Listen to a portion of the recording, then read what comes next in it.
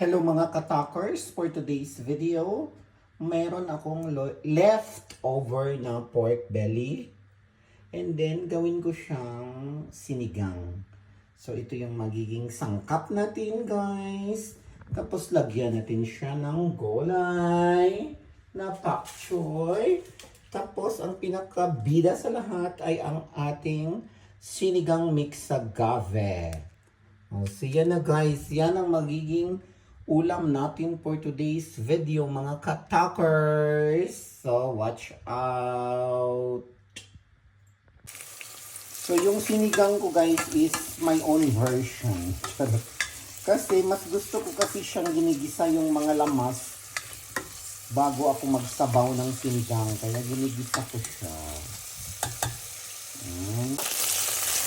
O nga, gibutang mo na rin natin ang kamatis. Gibutang na rin natin. Diba yan? Nasasalapid yung dila ko. Human, nilagay ko na yung leftover natin ng pork belly. Bago natin sabawan, ginigisa ko muna siya. Paitusin lang natin yung karne guys. Kahit luto na siya, paitusin natin yung karne. Tapos bago natin sabawan, nagpapakulo lang ako ng tubig. So mga katakers, nasabawan ko na siya. Pakuluin natin, tapos ilagay natin ang sinigang mix. Lami ito siya guys kasi adobo, naka-oven na yung baboy natin o pork belly.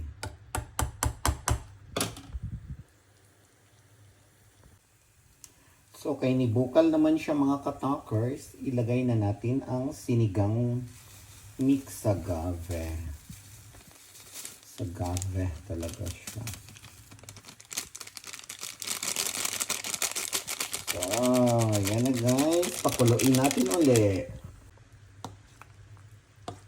Patuhupin lang natin yung ano guys, yung sinigang mix. Tapos ilagay na natin ang gulay.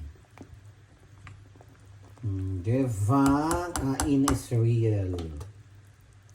With sinigang na pork belly naka-oven. So guys, ilagay na natin ang pak choy. Ang aking paboritong gulay, pak choy.